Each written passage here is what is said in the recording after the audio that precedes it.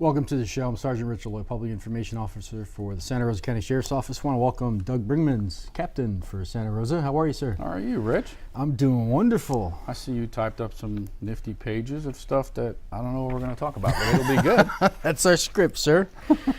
We got a lot of information to cover on this show, and first I want to recognize the sponsor, the Santa Rosa County Crime Stoppers Program, 437-STOP. That's the number you want to call. I want to thank them for their generosity in bringing this program home to you. And 437-STOP or SRCCS.com, or the new P3 app that you can download on your smart device, and you can talk two-way with investigators.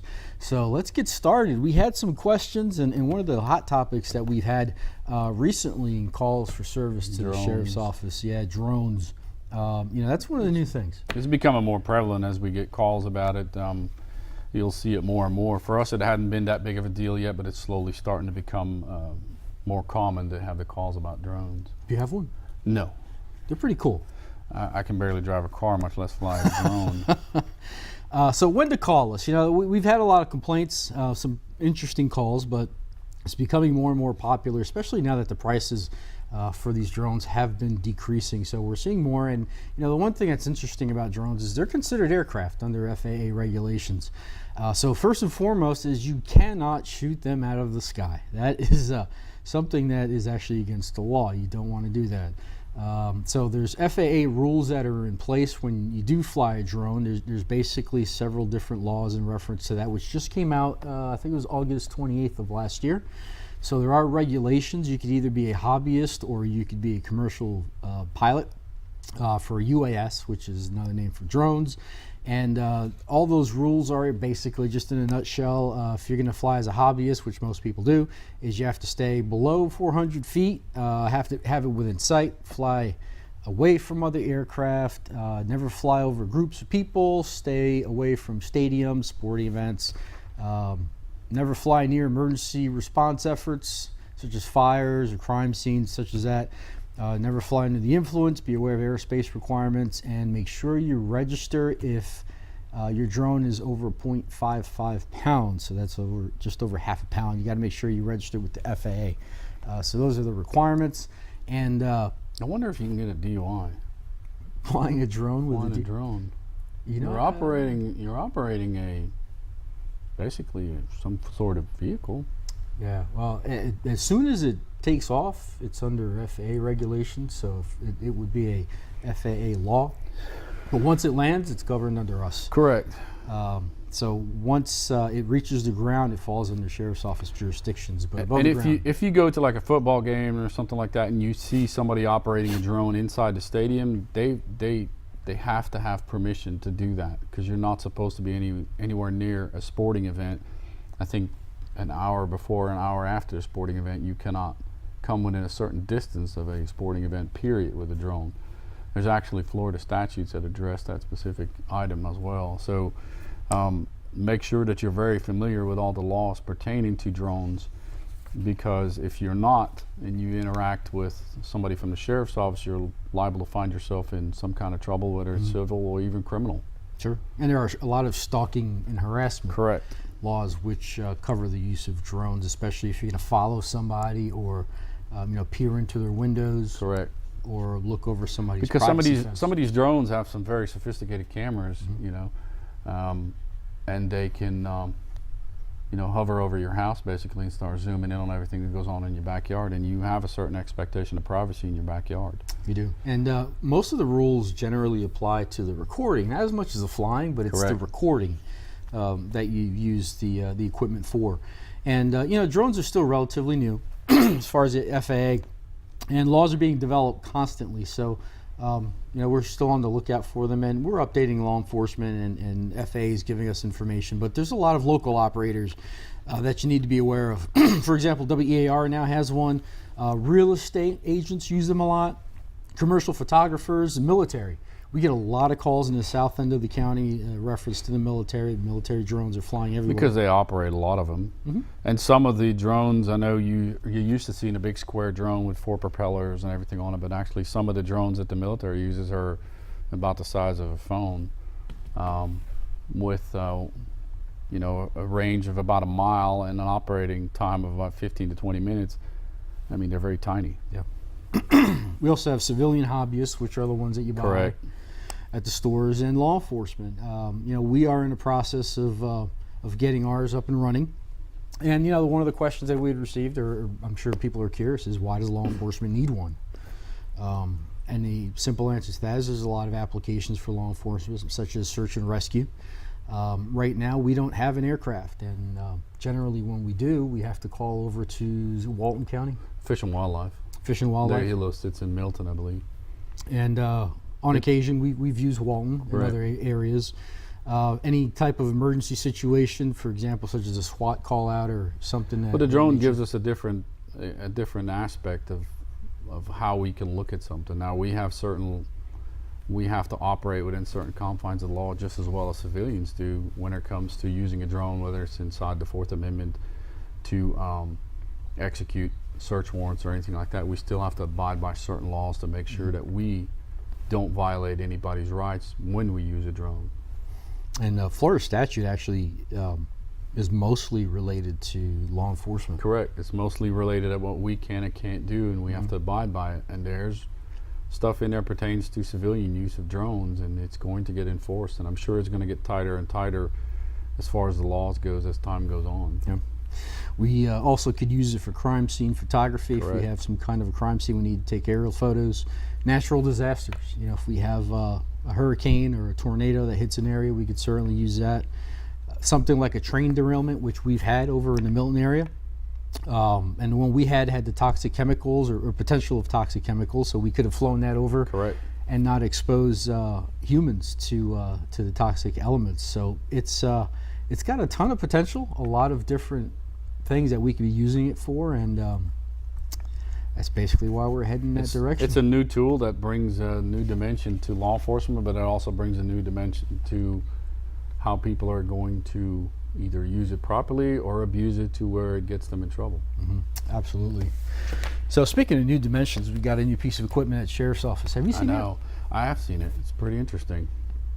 We have an X-ray scanner. I know that's probably not the technical term, but I literally learned about this yesterday. I took a class over at the detention facility, and it's a really neat piece of equipment. And what this is an X-ray style scanner that we've installed in our detention facility. So upon intake into the facility, it's kind of like the X-ray machine that you see at one of the higher end airports. So if you think about bringing contraband into the sheriff's office, you may want to think twice, because at this point, we're not just talking about metal objects. We're talking about contraband to be seen. Sure. So it's not seen. And not seen. So it's a different aspect. It's not just looking for metal.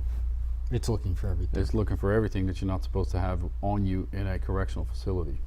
Actually, when I went through there, it showed. I got a little thing in my wrist here when I broke it, and you could see the pins and all that other good stuff in there. Is that why you're a PIO now? No, it I'm just has nothing checking. to do with it. But now that you're mentioning it, no. But it can show everything, and it was pretty interesting. And it doesn't expose you a lot to almost very little. I think it can be scanned like 300 times a year or something Correct. like that, but very little radiation. But it's something that is going to be beneficial to us to eliminate any kind of contraband getting through into our facility. Correct. Teen Challenge, Captain? Well, we wanted to start back up the Teen Driving Challenge, which basically helps young drivers. You have to be 16 years of age and have to have been licensed for at least a year to participate in it. It's driver training. I mean, a lot of the schools have kind of had to cancel their driver's ed programs because of budgetary constraints and everything. But we're trying to put something in motion, and we're trying to use some statutory Florida funds to put it in motion, and it's been very successful in some other counties, and we're hoping it'll do the same for us. Absolutely.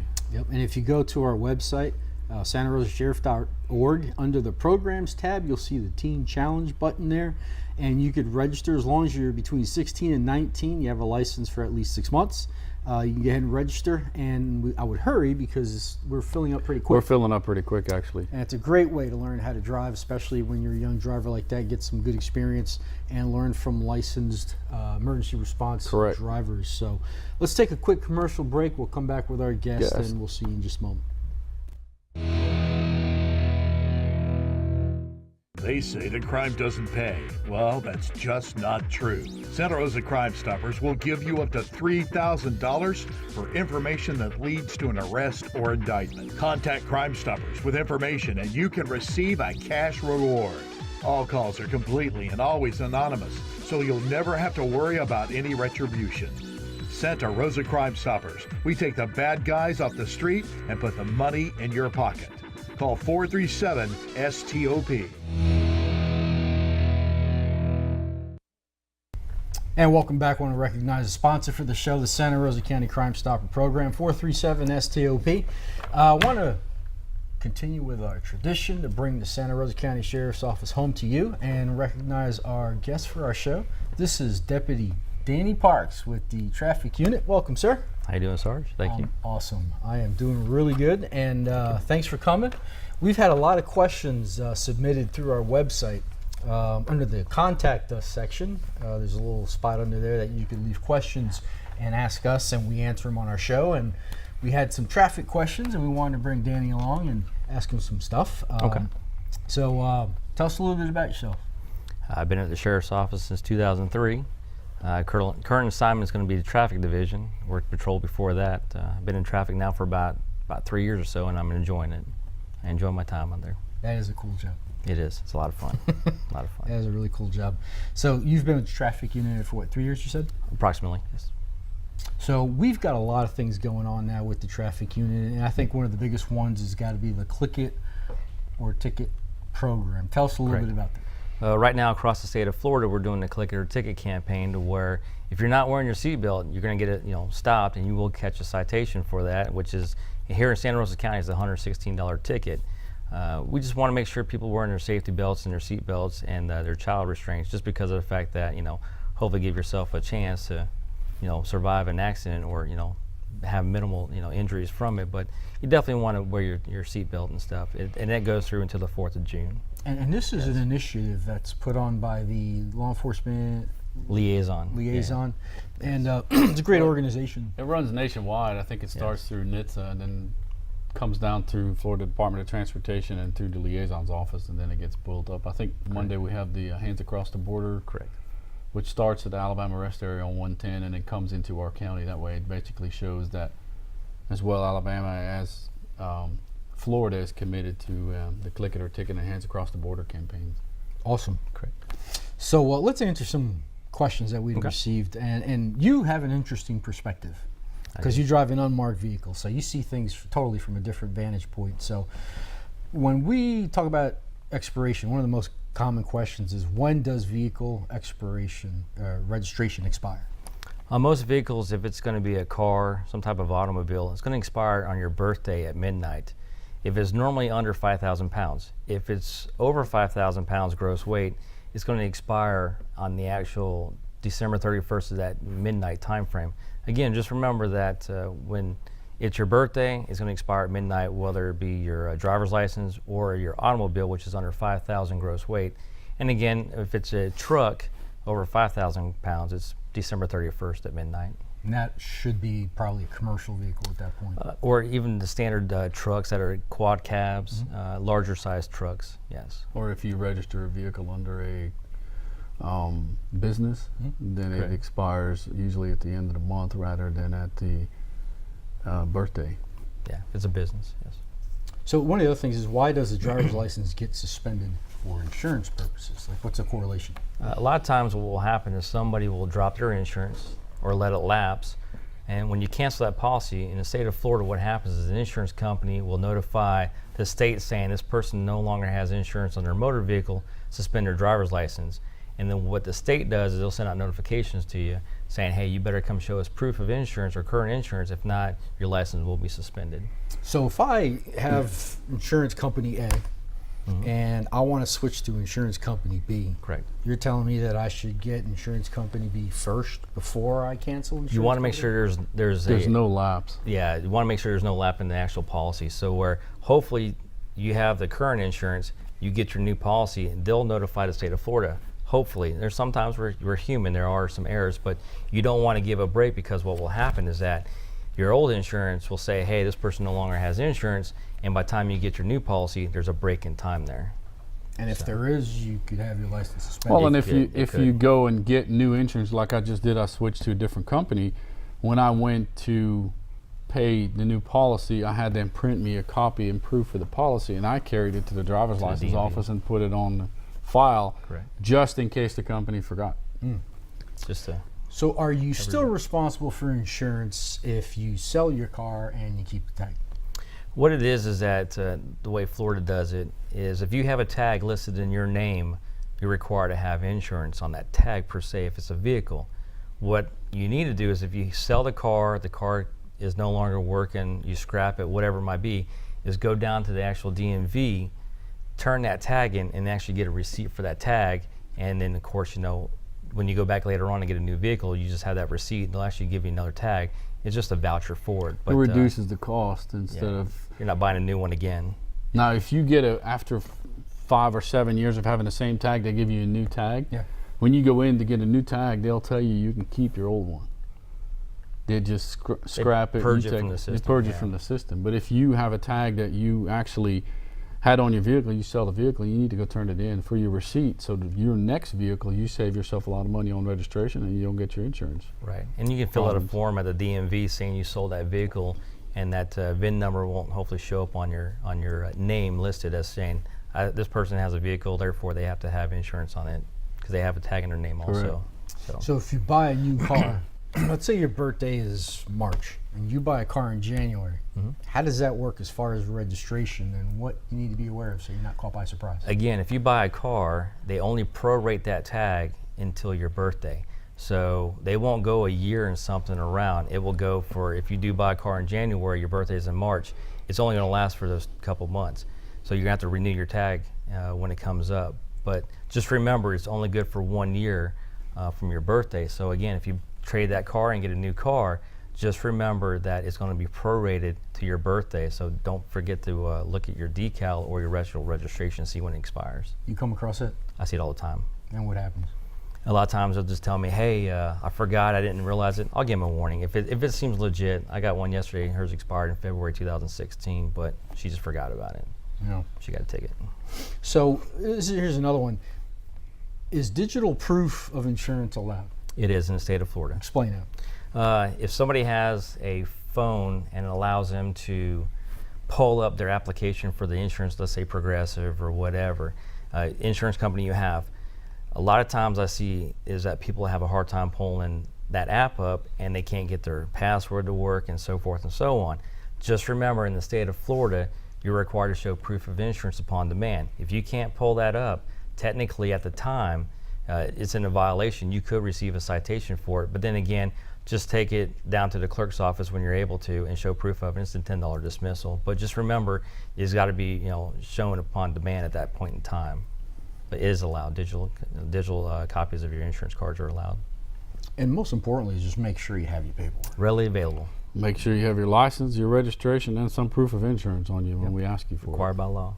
Yeah, and clean out your glove compartment. There's times I'll pull somebody over and there's 10 years worth of insurance papers are sorting through and everything else. And as soon as you get your paperwork, throw the last one out. Keep Easy your way to nose do it clean. is just get a Ziploc sandwich bag, throw everything on there or inside there, and just throw it on top of the glove box so it's readily available, the insurance card and registration. What's with these tags that we see that says tag applied for written on a Sharpie marker? on What's somebody's actually car? means pull me over. It pretty much it does. What's that about? We see a lot of that here. It's In the not state legal. of Florida, it's not legal. You will see some that are actually from from dealerships that will say a tag applied for. Again, we go by what that state law is from that vehicle where it's actually purchased at and where the actual registered owner lives at and where that tag's going to be applied for in that state. But in Florida, if you're a Florida resident, if you have a tag that you wrote on there or you got back, it's not legal. In the state of Florida, you're required to have license, registration, proof of insurance when you're going down the road.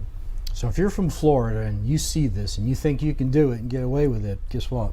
You're going to get pulled You're over. gonna get pulled over. You're gonna get pulled over by one of these black Chargers that are driving around, and you're gonna get a ticket, and who else knows what'll happen. But let's do this. Let's go on a commercial break real quick. We're gonna come back. We got more questions for Dan. We're gonna also do our wanted fugitives, and hang tight. We'll be right back after this.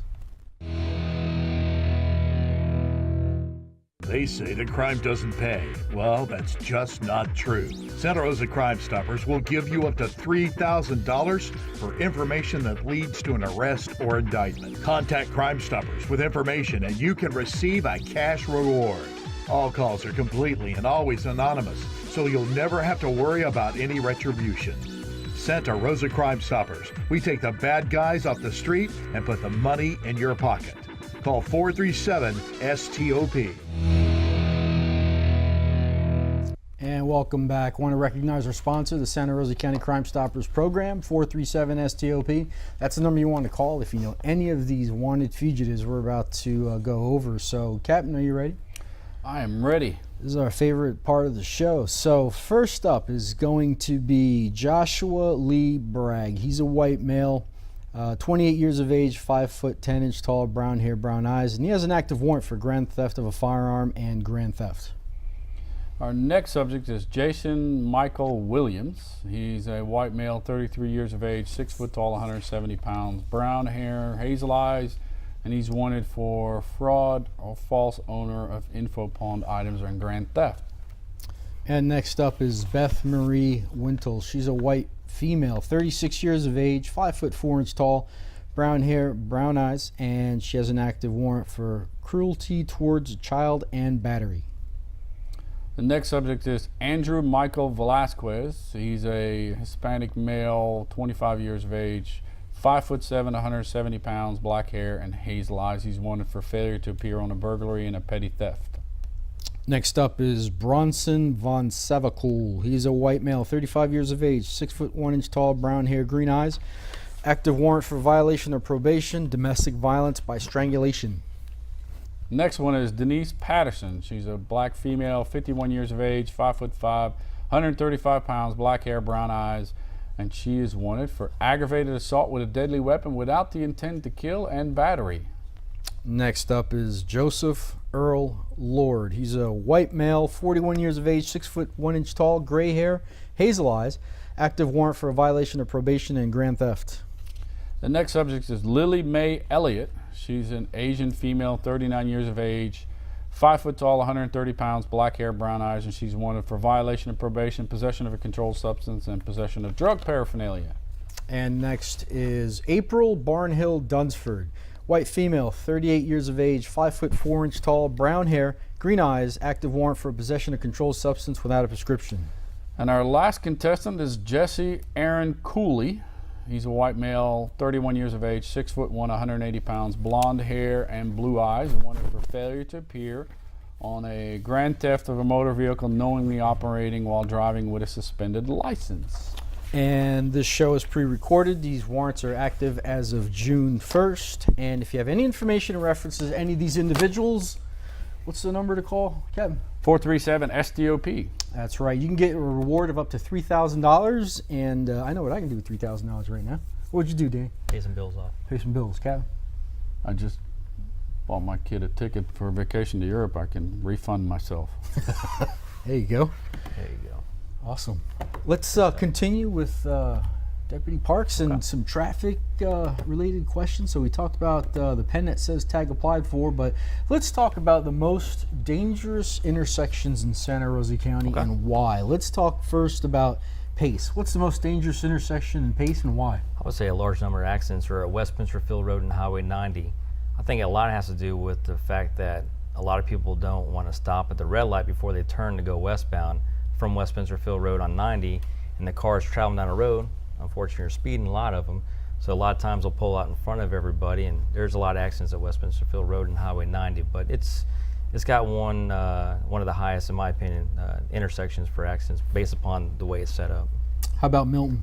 Milton, I would have to say probably Muncie Highway in that area around there, just because of the fact that there's a little bit of winding roads and the speeds. People have a tendency not to want to do 35 miles an hour in the 35 mile an hour zones, and of course, the side streets are kind of small and hard to see around. Gulf Breeze? Gulf Breeze, I would say anywhere down the area around Oriole Beach, College. College. All the areas down there. That whole just that mile the stretch. intersections come really fast back to back. Sunset, and for some reason, there's always somebody getting rear-ended. And how about Navarre? in Navarre, I would say just run the causeway. Just around 98 in the The causeway. bridge going on to the beach, that Yeah. intersection somehow causes confusion. Yeah. Holly by the Sea, Sunrise 98. That is Sunrise. because you're Light. going uphill, downhill as you're coming out of the zones, and that causes a lot of issues. Correct. Move over law. That's a big one for us. It is. It's a safety issue for me. It's amazing how many people will just blow my doors off sitting on the side of the road. And by law, they're required to vacate that lane closest to that law enforcement vehicle or emergency vehicle or wrecker, whatever it might be. Remember, on a 4-lane roadway, you're required to vacate that lane, that right lane, nearest that vehicle into the left lane. And again, remember, when you're going by somebody, if you can't get out of that lane, if there's not a lane there, you're required to reduce your speed by 20 miles an hour under the posted speed limit. So again, if it's 45 miles an hour, you're required to be doing 25. And if it's 25 miles an hour, you're supposed to be doing 5 miles an hour. So slow down. Slow down. Slow down. Slow down. Yeah, that's our office. That's where we work. That's where we do our business. Pretty I'm much. sure I've had some close calls. So have you. I have. Captain? I have. Yes. Well, you used to be on a motorcycle. Yeah, I used to be on a motorcycle. I was even better. I can imagine. Yeah, that was even. I get off of that. You had nowhere to hide. Oh yeah. Remember the boots you used to wear? Those were cool. You like those? I did. Uh. Well, Dan, thank you for coming. I appreciate you. Appreciate it. Thank you. And folks, if you have any questions for us, go to the website, submit them there. We'll answer them on our next show. And thanks for joining us. And we'll see you on the next Absolutely. one. Take care. Thanks for having me.